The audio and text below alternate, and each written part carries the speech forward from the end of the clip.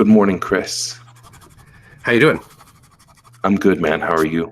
Good. I'm very good. You hit me with something yesterday. Um, well, a couple of things. The first one is that you sent me a message about empathy engines. Oh, I know. Those Threw me for a loop. just because we hadn't talked about it, or just the fact that other tech existed. That other tech existed, and people could opt out of options that we want to opt in on. I know, eh? I love the I kind of dig that it exists. I remember seeing the idea that somehow glasses can mask this kind of disruptive technology that you can wear is actually meant how do I go at this in a different route? So I remember seeing it was a post on Insta or something, and it was all about a fork that when it's used to eat noodles. So I'm playing also off of the, me going for noodles yesterday, and as I'm sort of sitting in front of the bowl, slurping up the ramen and all the great stuff that's in the bowl, I'm thinking back to this post. I think I saw it on Insta somewhere on socials. It's a fork that as you scoop up the noodles and you go to kind of give it a good slurp, the sound of the slurp is processed by a small computer in the handle of the fork, and it has it emits a sound that masks out the slurping.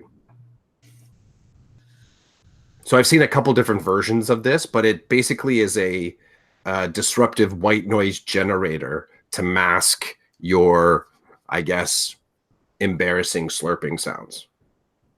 Now, from my understanding, there's some cultures that as you eat, you consume the foods, as you slurp the noodles, it's kind of part of the process. It's socially acceptable to make these noises. So on one hand, I thought, well, this is entirely, I guess anyone could feel embarrassed by their eating noises, whatever. But this also just makes me think of a little bit of kind of the wrong reason for kind of like cultural norms to be inserted into other cultural norms. So if it's okay, I actually really like having the freedom of making as much noise as I want to as I eat. I have noticed that some people are not as comfortable with those sounds. But when I saw the fork, I thought to myself, that's a really interesting disruptive tool. I mean, I've heard of, there's other cool ones too. Like if on the theme of cutlery, I've seen there's a spoon that was developed for individuals that have hand tremors. And it, I don't know what it's called, but the device that you can attached to your, I think you have one, you can attach your mobile device to it, and it's a Steadicam cradle, so it always keeps the your image centered and it not kind of rattly around. Imagine that same tech but in a spoon for someone that has tremors, that they can't hold the spoon stable enough to actually consume their food. I thought that is really cool, because in the actual handle of the spoon, there's a vibration device. There's a sort of like a hinge on the actual. What is this? What is the round part of a spoon called? That's got to be called. Would you call that the bowl? I'll call it the bowl until I find out otherwise. But so you got the handle and the. What do you think that's called? What's your guess? I have no idea. I didn't even think it would have a name, just because the spoon is the spoon. It's the handle with the round part at the end to collect your food. I love this. I have no idea. I'm sure there's an actual name for the bowl part of the spoon. Okay. But the bowl part of the spoon always stays plain, so it never tips over. So even if your hand was shaking or rattling, and it's sort of like I might be remembering an upgrade to it. Mm-hmm. But even so, you have the idea. You know how you can do this thing with the pencil, and it makes it always seem like it's like you're bending the pencil. Well, I think even if you rattle your arm up and down like this, I think that the spoon itself even floats in the handle somehow. So I like these. I like the idea of people create, and this is kind of like. I found it. What? Which one? The spoon? what it's called. What's it? Oh, what the name of the bowl? Yeah. So a spoon is a utensil consisting of a small, shallow bowl, Okay, also known as a head, there we oval go. or round at the end of a handle. There we go. The handle and the head, or the bowl. Cool. So that I like, despite these glasses kind of being a disruptor of something that we thought was a good idea, still believe is a good idea. I love that someone's like their iteration is in direct opposition of what we think is important. Like the thing that we were trying to connect, someone is like, nah, you don't want to be easily identified. You don't want to have make it any simpler for people to sort of get a look at you and to figure you out. Last thing I want to throw in, I remember maybe it was 2 years ago, 3 years ago, there was this surge in individuals that I think it was a scarf. It was some article of clothing that like Hollywood stars, actors were wearing. And what happened was when people, and you know what, this could be fake, could be totally fake, but the tech that was embedded in the scarf, when someone tried to take a picture of the individual wearing the scarf, it flash flooded, or it disrupted the actual image. So you had individuals wearing these scarves that wanted to avoid the paparazzi. So I kind of dig. That's just more fascinating. It's backstory connected, but it's fascinating to me when you have these point counterpoint innovations. Sometimes they actually are in communication with each other. Sometimes it's just an individual innovation, so they're on different simultaneous paths. And every once in a while, someone says, "Wow, this kind of counterpoints this." That's really cool.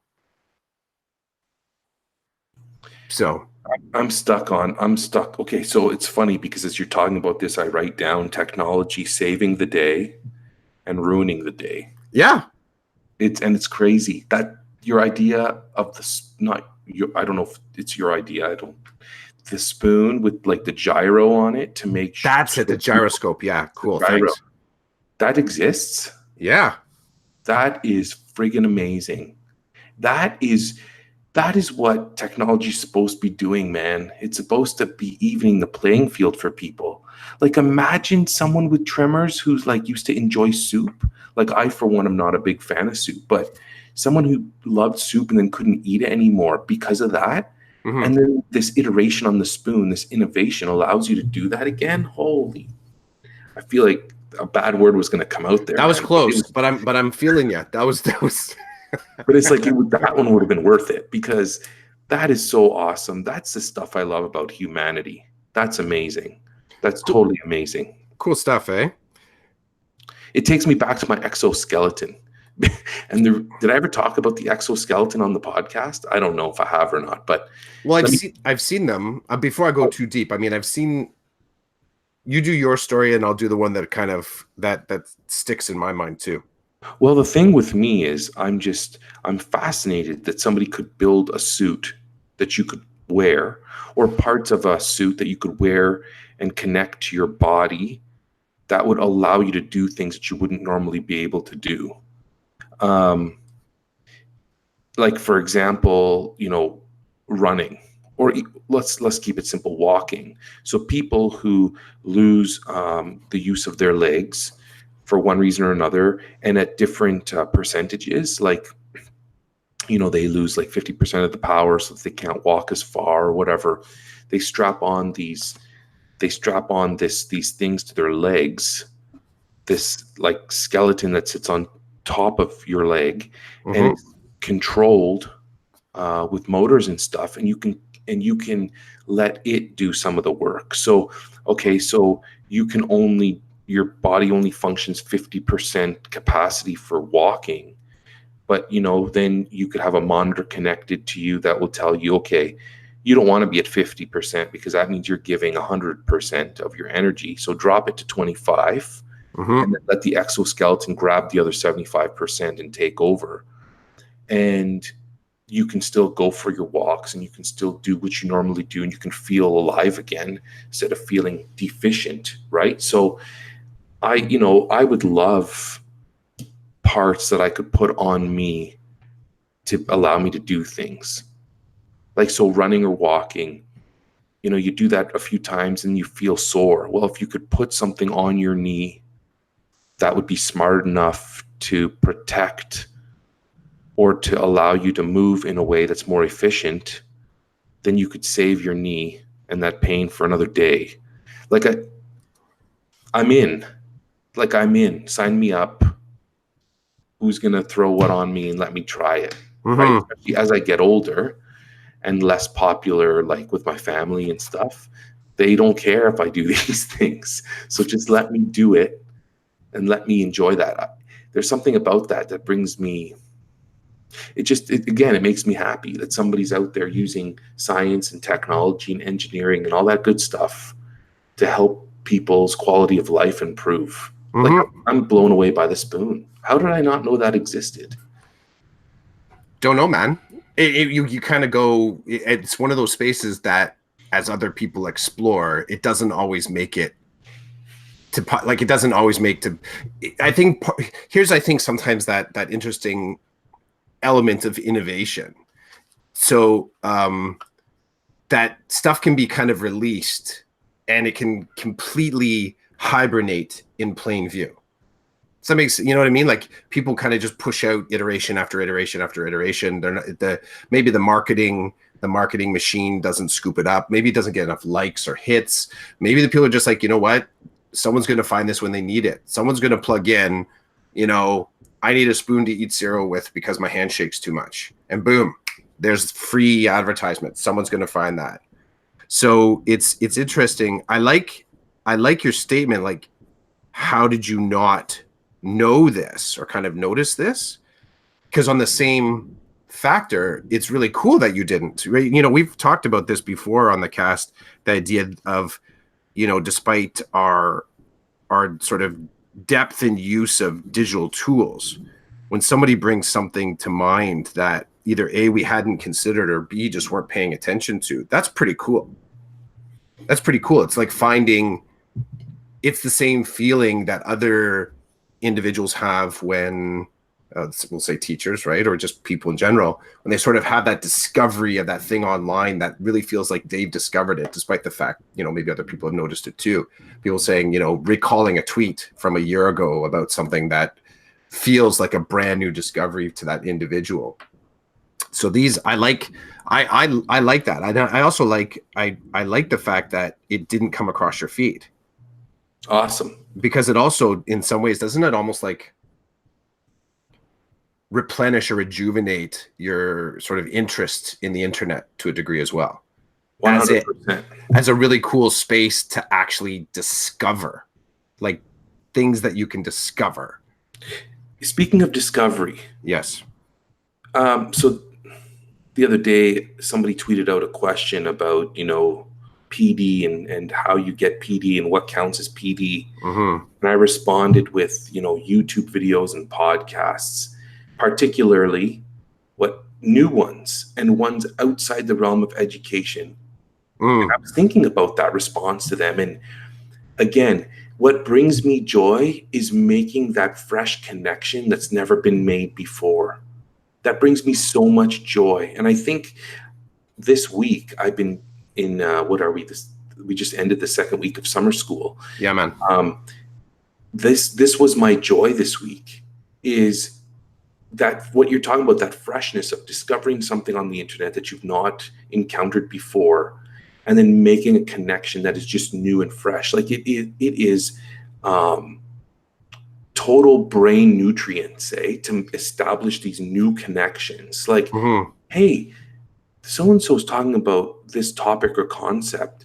I can totally see that in my context as an educator with respect to the way I function with like my colleagues and my students and my parents.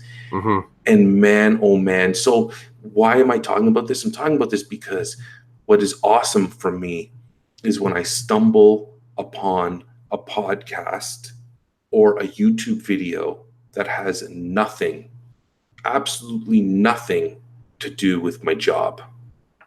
Yes. Then looking at, okay, why am I interested in what I'm hearing or seeing? What does it do? What's it doing for me? And then can I make a connection?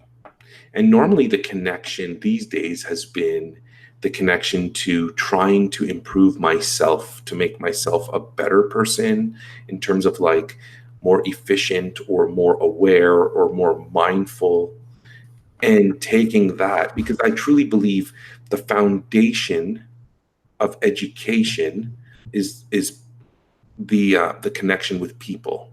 And I'm not saying anything new here, but what I'm saying is there are so many layers on top of that that people forget that people are supposed to be there for people because we get paid. Like I guarantee you, if money was not an issue and I remained a teacher, the curriculum would just be tossed to the side until I built connections with kids that then they were open to learning. They're like, hey, okay, I trust you.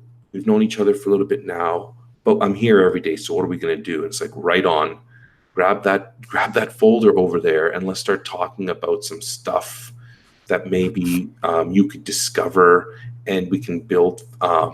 We can establish a foundation and we can build on that, and you can leave me understanding certain things and how to think critically and research and all that good stuff that comes from the curriculum. Mm-hmm. But I really think, and what I'm doing, like people are tweeting and Facebooking about these books that they're reading to become better at this or better at that in the classroom, and that's cool. But I'm not going to read that book if I'm stuck on how to become a better person. I'm just not, because I read that book and nothing's going to happen if I can't communicate effectively with the kid in my room. Like lately I've been doing a lot of work around assessment and evaluation, and I have to tell you, the deeper I dig, the more interesting it becomes, because I'm learning new things and I'm making connections to the way I operate as a teacher. But all that stuff is great, right? Self-reflection, peer assessment, success criteria, learning goals, all that stuff is great. But if I have a kid in my class that's like, I'm starving and I don't want to be here and nobody loves me, none of that means anything to them. None of me applying any of that stuff that I know is going to mean anything, because their whole learning profile is upside down. So thumbs up to the people that are out there reading these great books about whatever concept or topic. I'm not there right now.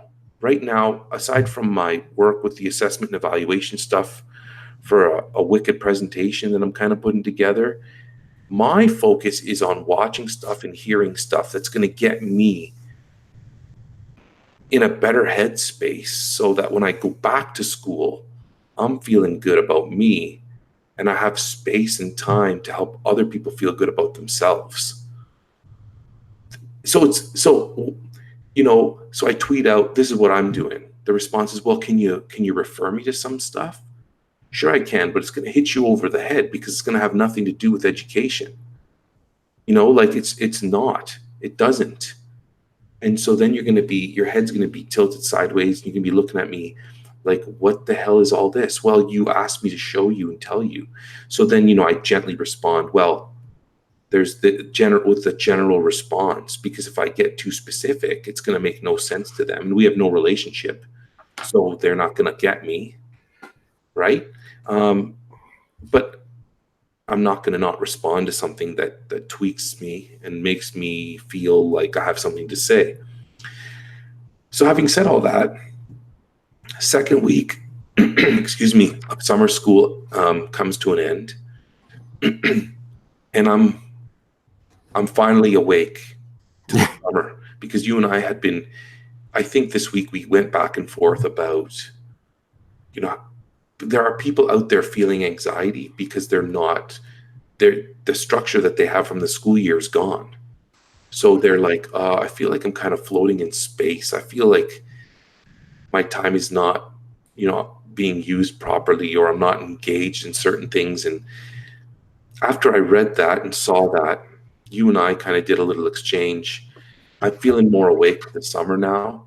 I feel like the first 2 weeks I was doing stuff, but I just felt like that lack of structure. And so now my structure for the remaining, I don't know, 3 or 4 weeks before my head turns into school gear again is to enjoy the no structure and have one or two things every day to focus my head on. Because I say one or two because the other 8 slots in my head is going to go to family. Because I have found, I said this to my wife at the end of the first week, I said, I'm dying here. And she's like, what do you mean? I'm like, well, between, all the ad hoc stuff that the kids want to do, I'm doing some PD. Like I'm doing some PD. So I'm trying to like put together a presentation and I'm reading about stuff. And so every time I sit down to do something, the kids are like, hey, Dad, so and so just called. Can we go swimming at so and so's? And I'm like, yeah, of course we can. So I find, I sit down to like get in the groove of my learning or of my work. And then something pops up in the periphery that realistically is more important than the work that I'm trying to do. So I get taken away. So that was interesting tension, right? Because my wife's looking at me like, hey, it's the summertime. You're gonna have to find your time for that stuff. You chose to do it. So find the time. And I'm like, I'm trying to steal time here and there. And then I heard something on a podcast about being selfish and about if you're going to grind and you're going to do your thing and you still want to respect the time and energy of the people around you, then you got to make sacrifices, which was awesome because it totally refocused me. So what happened for the tail end of the work I was doing was I got up earlier to work on it, or I stayed up later and I worked on it. And it's those things, right? That's what I'm talking about being a better person, being in a better headspace. I was for a couple of days trying to steal time from the family to do my thing. And it was a simple podcast episode. It doesn't matter who it is or who's doing the podcast. It was the message. And the message was about, doing your thing. But hey, if you're surrounded by other people that you care for, then you can't always grab time away from that. You're gonna have to make sacrifices, and then the sacrifices lead to a feeling of satisfaction when things are done that makes you want to do it again. But there's no easy way. There's no easy way out. Anyway, I don't know how I got to that, but that's my PD. That's my We came off spoons for that. We came off the disruptive technologies that disrupt technologies. maybe I didn't need to say that twice. Basically, technologies disrupt that surprisingly disrupt things that you wouldn't necessarily want to be disrupted, like the those glasses, the anti empathy engines. Yeah, I want to shift gears again. do it. I want you to take us to the staff room, the school staff room, because you sent me a message Yeah. about. Well, do you want to jump in and kind of introduce the idea, and then we can go with it? Yeah.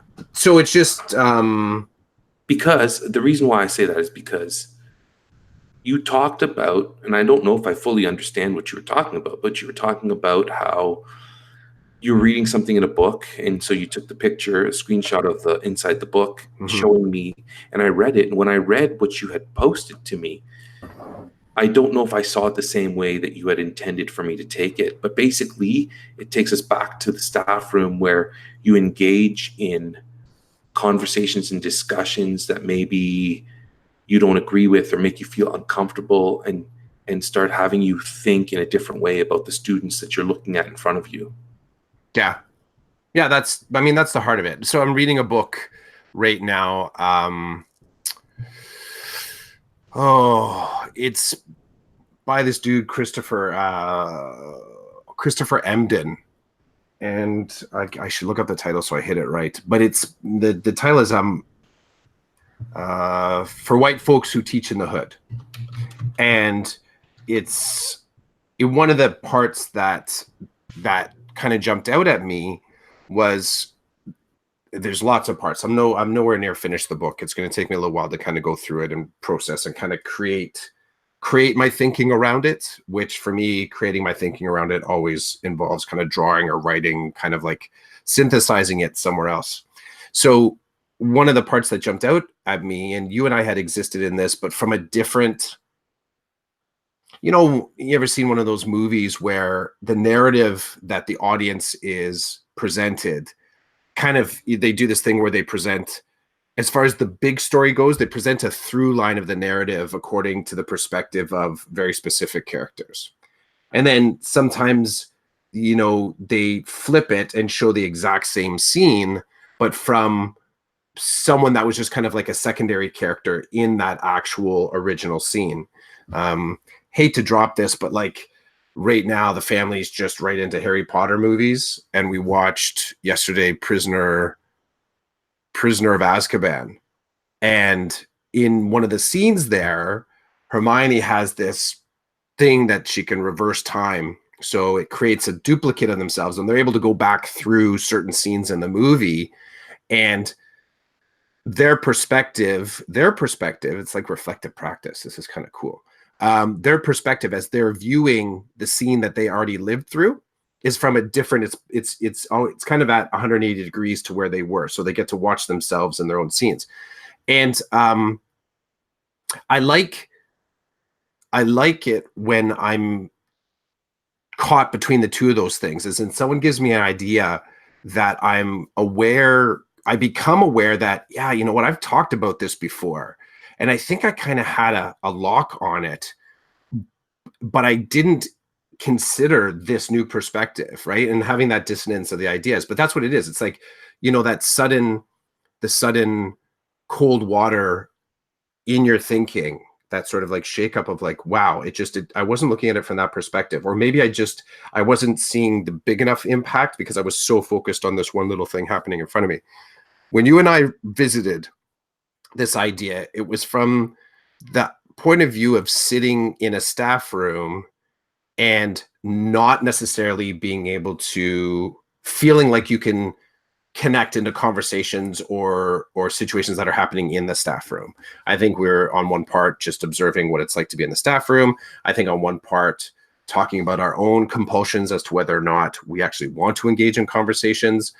But I don't know if we stepped wholly into where this book got me thinking was, when we do choose to step into these conversations, what is it that we're repping when we're in those conversations?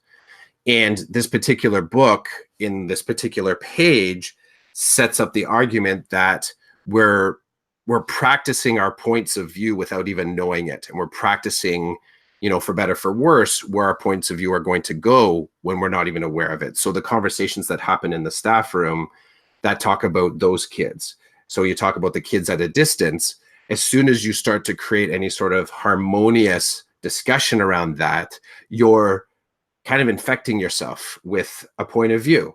So when you move away from that conversation, you are more likely to sort of bring to mind your opinion from that point of view than thinking to yourself, like, what's really going on here? Like, how could it be different? Am I actually, like, it's hard to question your point of view when you're being confronted with it. So in this particular, I guess I could go back to what I sent you. Did I text you that, or I think I sent it on, did I send it on Twitter? Send it on Twitter? I think so. I think it was Twitter. I was muted there. No, it's all good. So just, what did I send you? Oh yeah, so it was actually, so it's from the author's point of view, talking about that,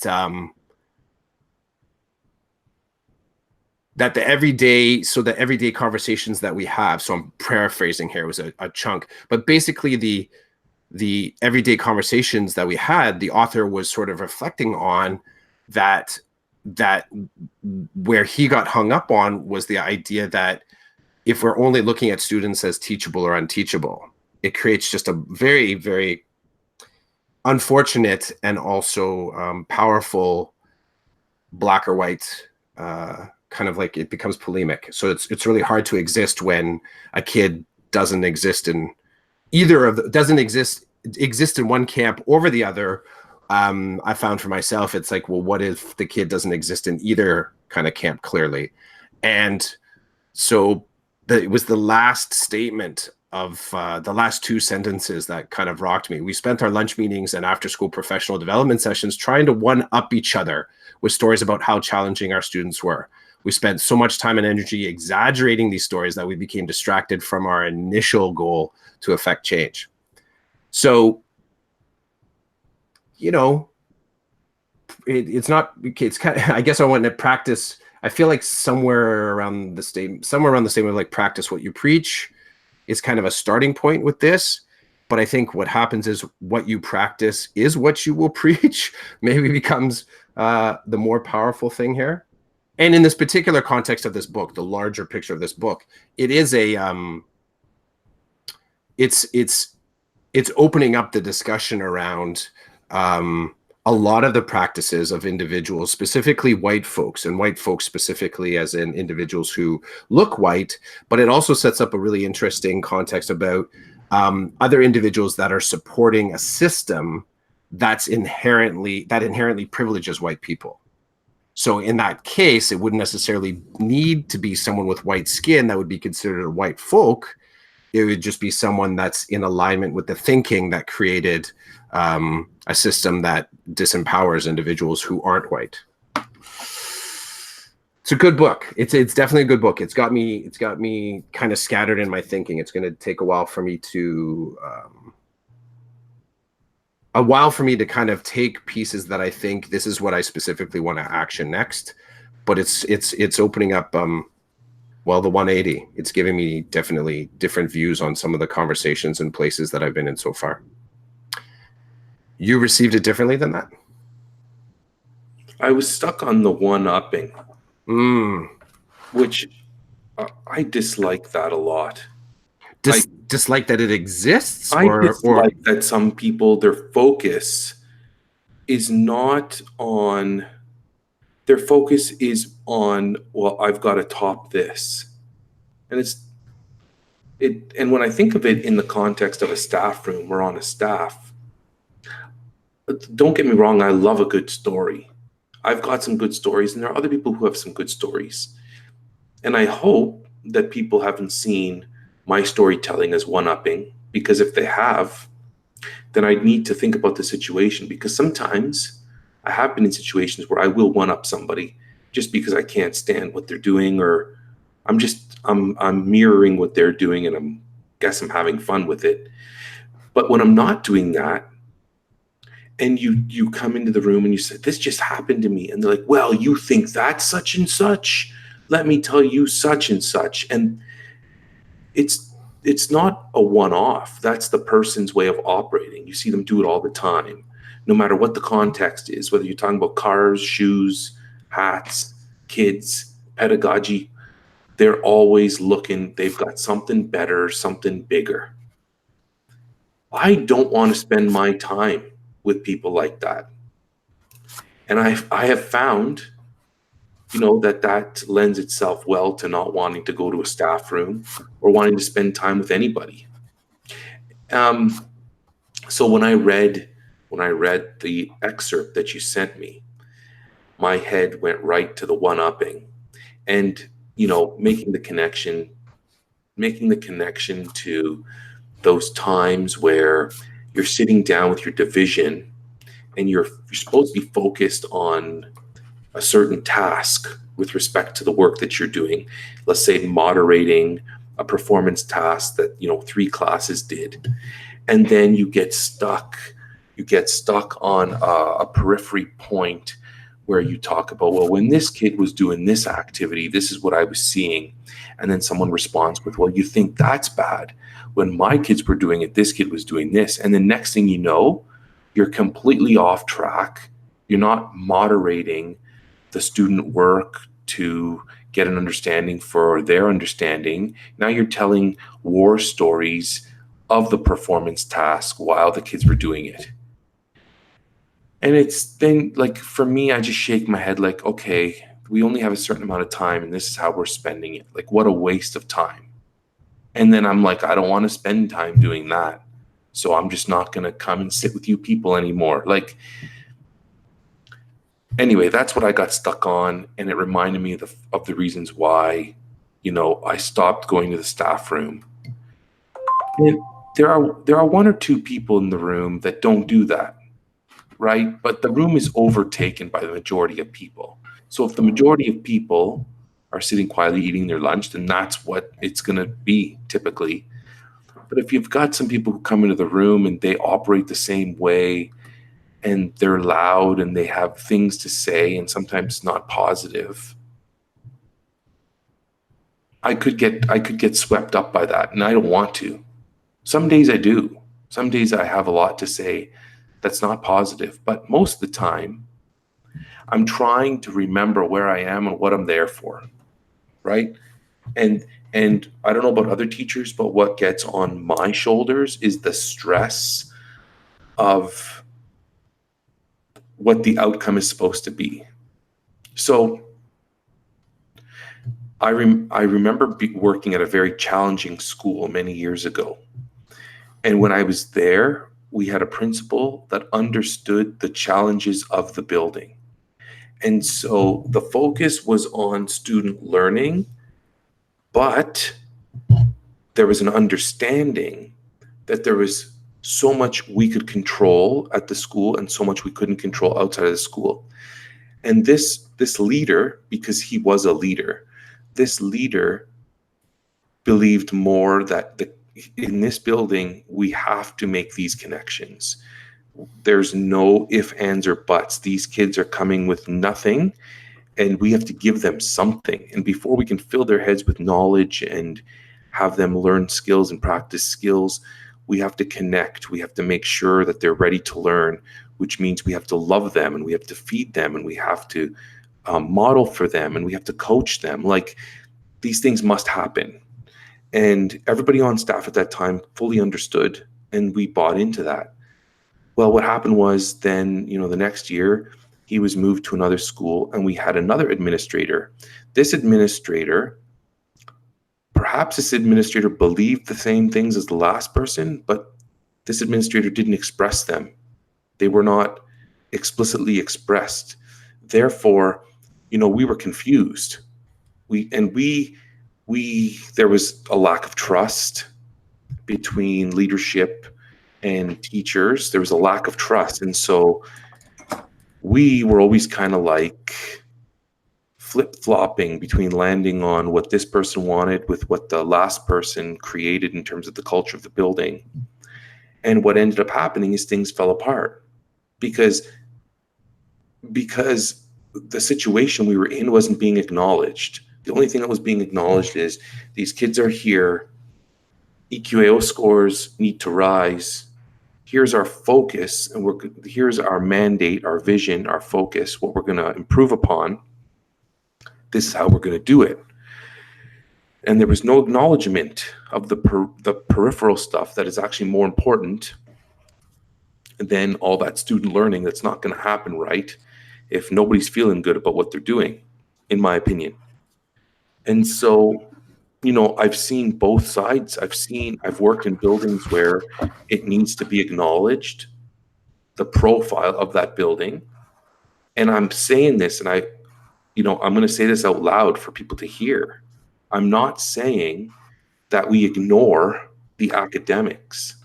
What I'm saying is you need to build the trust and the relationships in order to move forward with the academics. In some schools, kids are going to succeed. Well, kids are going to generally succeed no matter what. In some schools, they come with everything they need. All then they need is the teacher to teach and to model, the things that we want them to take with them when they leave. But in other schools, kids come with nothing. Their cup is empty. Nobody loves them. Nobody treats them well. Nobody teaches them anything outside of the building. They don't want to talk about math all day. They want to talk about life. They want to talk about you. They want to get to know you. They want you to get to know them. They want to feel cared for. I think those things are worth talking about. And I think those things need to happen, because when they don't happen, the learning doesn't come the way it's supposed to. So now I find myself, my current situation is I'm in a building that reminds me of that other building that I just talked about. There are kids coming to school, they don't necessarily have everything they need that we would wish for them to receive outside of school. But my administrators are playing both sides of the fence. They're saying, hey, listen, this is school. Kids are here to learn. We're going to make that happen. Hey, listen, these kids are coming with some deficiencies. We're going to make that happen for them too. So take the time to love the kids.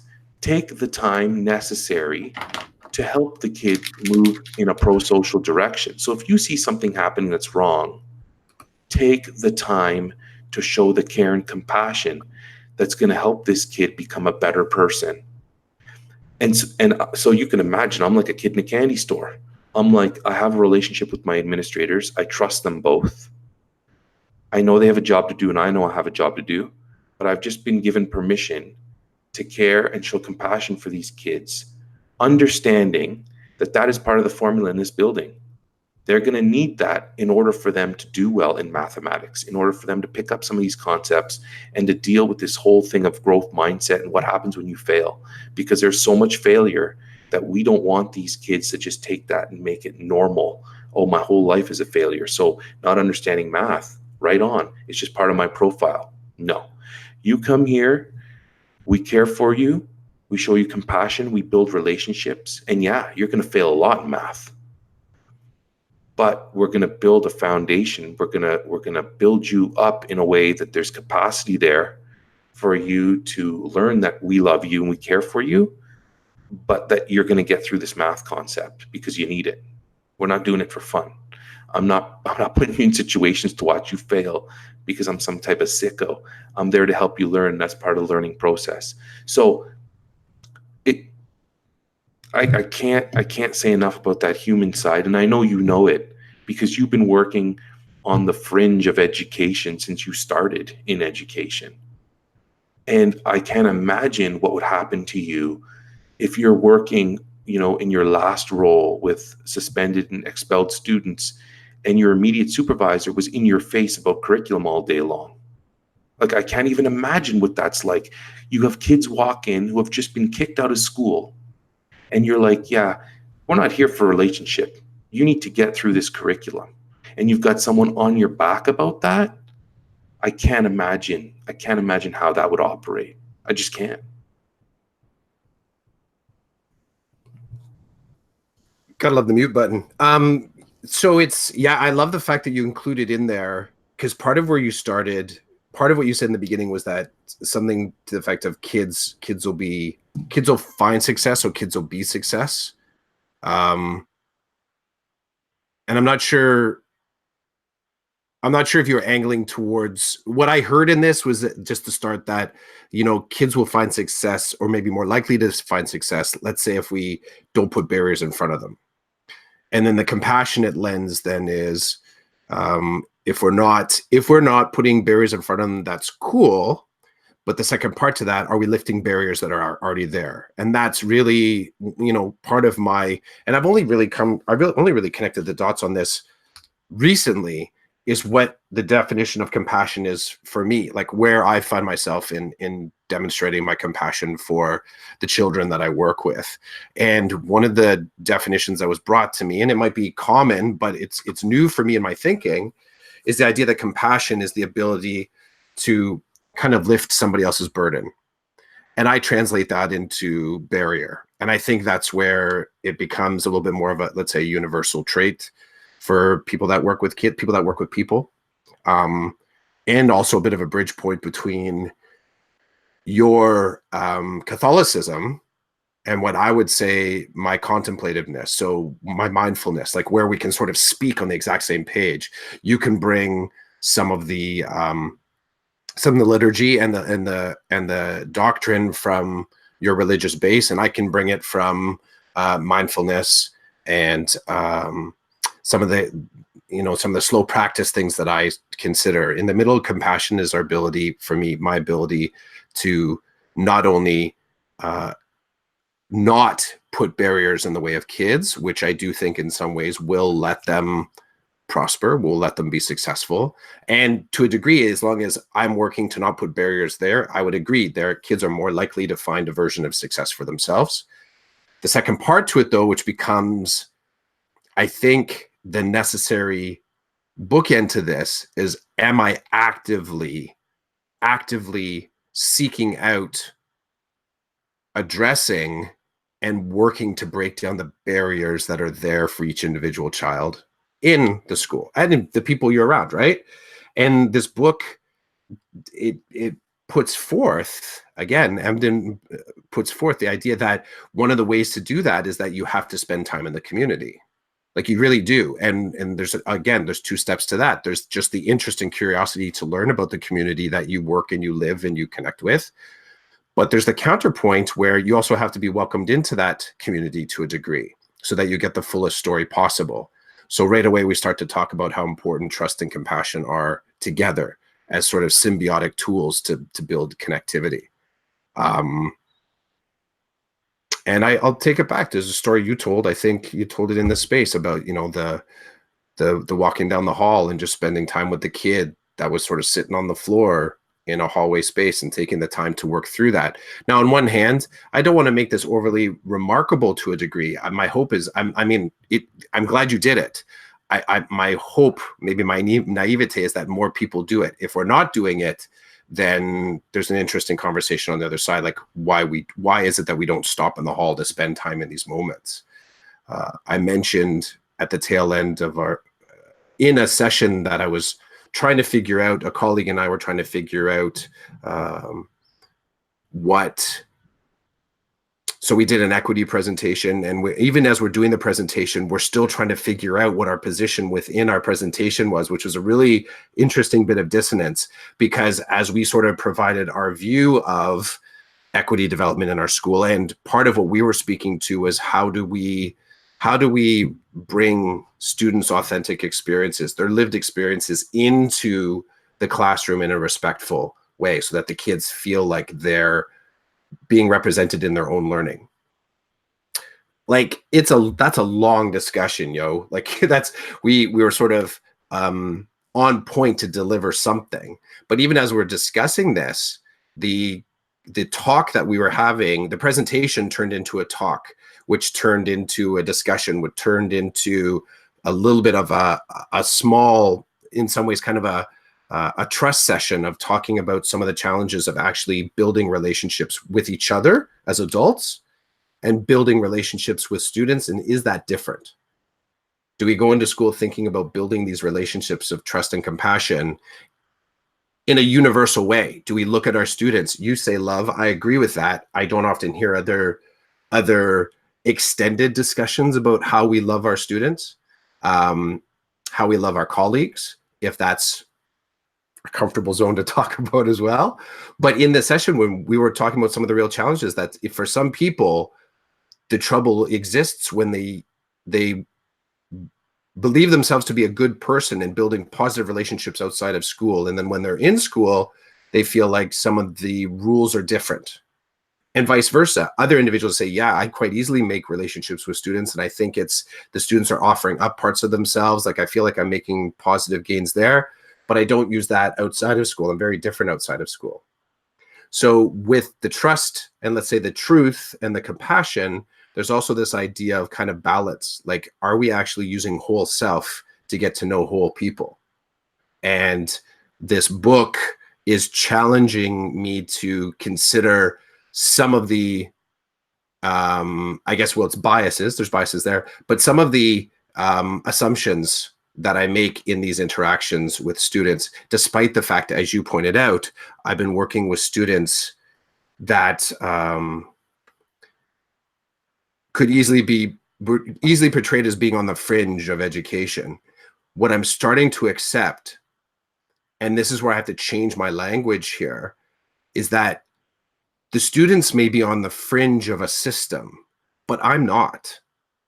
And what's fascinating, this is the thinking that's kind of changing for me, is that that's privilege. Like, I'm choosing to kind of be in this space on what is perceived to be the edge of education, where some of these students feel like that's where they're hanging on. But I'm choosing to be there. And I'm trying to shift myself away from the language of existing on the fringe, because I really don't. I don't. I'm a part of this system where I'm choosing to be in this space in education, and I could leverage teaching a different subject. So I think I'm making a good choice. I'm making a good choice for me, where my interest in teaching is. Like, I'm making the right choice for me to sort of work in education as a career. But I still have work to do to fully appreciate what it means to be on the fringe from a student's point of view. And this book, in part, is bringing me to that discussion. But I don't have a clear way to be in that space. One of the parts that I'm looking at right now is why, and to what depth am I connecting with the community of whole people that exist in my school. And the school just happens to be the hub for the community, not the singular place to learn about the individuals that are in that school. So you don't like it when people refer to you as working on the fringe? I totally own it. Of course I like it. I like it because I do think to myself, they see me. They see me. This is where I've chosen to be. Where I'm starting to change and kind of like flow a little bit is that in that moment where I'm being seen, am I doing the work? Am I doing enough work to make sure that I'm also seeing my students? Like, if someone sees me being in that work, they do that probably based on either the assumptions, once they find out what I do, the assumptions about the type of work that I do, or I'm feeding them the line. I've fed people that line before. So where I'm kind of saying is, I own the fact that I've said to people before, in an attempt to articulate the type of work that I do, that I'm working on I kind of work in these fringe spaces, or I'm kind of, others have mentioned, I think in early discussions with Hurley, he said what was kind of interesting about he and I sharing our point of view is that I kind of exist out there in a space that at the time, there weren't a lot of teachers going there. But really, there's no badge for me on that. So unless I'm then repping exactly then what the experience of the students that exist in that space, and secondly, saying that I am choosing to be there, what we need to focus on is not on the fact that I'm willing to go there, is that other students have no choice but to be there. And that's where I circle back to where you had said that students will find success. Yes, if we don't intentionally put barriers in front of them, but as a second layer to that, they will also more likely find success if we are actively pulling barriers that we perceive, that we see there, and spending the time to do it. Just like that kid in the hallway that you sat down and you had a conversation with about the tears that they were having. There's something that is keeping the kid in that moment feeling those feels. And unless you're sort of, pulling, unless you're addressing the barrier that they perceive and pulling a barrier that maybe that they don't, that's where this book is pushing me. And there's no sure thing on this. And there's no way, like, there's no extra PD session coming from me trying to figure this one out. Instead, it's flipping back to, I have a lot of doing to do. Like, I have a lot of sort of like road work. I got to put in some kilometers here to sort of figure out where I suck inside of my own theory.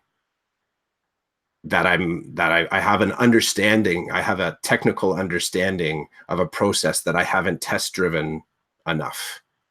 So I got to spend some time on that. And I think last thing I'll say on this is also why I get, some of the posts, it's not my experience to talk about how I am PDing myself into a state of perfection for September. It's not. I think, I mean, I've gone there in some spaces before, and I've never really been able to sort of figure out what it is about it that just isn't me. But I think at the heart of it is that as you said, if I share my inspiration list, it doesn't read as running. It doesn't read as having direct connection with education, but I find it inspires thinking about education. Some of the spaces that I like to listen to are like vehicles racing in parallel, but like sometimes with this wall between them, and you don't even realize that someone else is having an experience that can inform how you navigate this path. And the more I open myself up to that, I think the more weird I become in my teaching, because because I feel inspired by an idea, I don't have the common tongue always to sort of EDU it.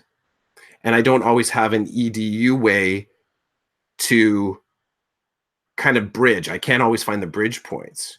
But some of the sources, whether it's my my podcast list, or some of the artists that I enjoy checking out, or some of the authors that I enjoy to read, it's almost like the crux of my whole person, which also includes teaching, needs to bring this stuff in to create balance around sometimes the imbalance that teaching, like, and sort of like the resource suck that teaching can kind of create, and not always having a way.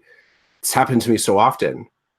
Often my way of dealing with trying to get through a lesson in class that I might not have the textbook doctrine to work through is I'm drawing from stories from my lived experience away from school. So in the middle of sort of like these things that I experience away from school and the lesson I'm trying to work through with the kids, I'm drawing in, kind of filtering it through some of my, I guess it's imagined experiences, it's some of the lived experiences, it's my sort of personal paraphrasing of the things that I've done in my life. And I can't do that if I'm only compartmentalizing who and what I am in the classroom with EDU resources. I wouldn't flourish. I know that about me. I would not flourish. I want to say that I've got big respect for the crew of people who, have 5 or 6 books lined up for the summer and are going to be reading them about the work that they do and what they're going to do in September when the school year starts. But I also want to give big thumbs up to the people who don't operate that way, right? That are just living. They're just doing stuff. They're doing stuff.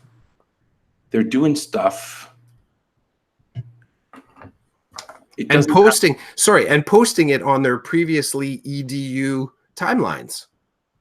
They're not redirecting you and say, hey, go check out my summer feed on Tumblr. It's just stuff that's popping up in their feed. Sorry, I'm pointing.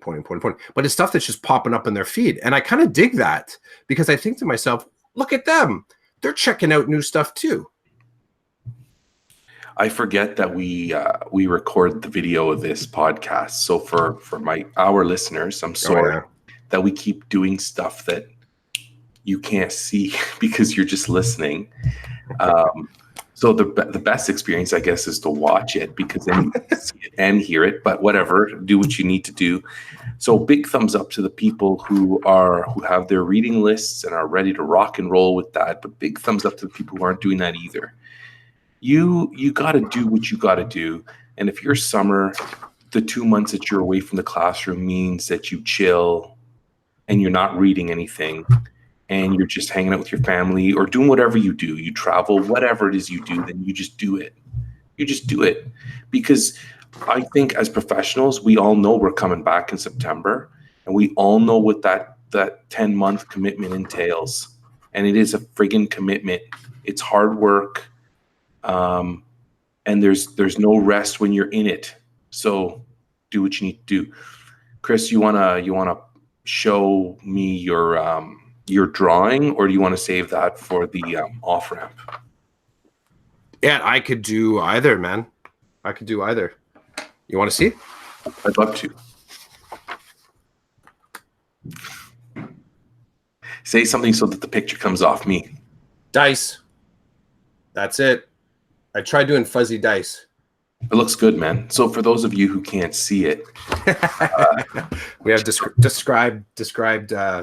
What's that called? Described. What's it called when it's not closed captioning? It's described. described video. Yeah, I dig that. Have you ever tried listening that to one time? No. Do it one time, man. It's pretty awesome. Like you listen to the described video, you just even on a short, it's totally disrupting.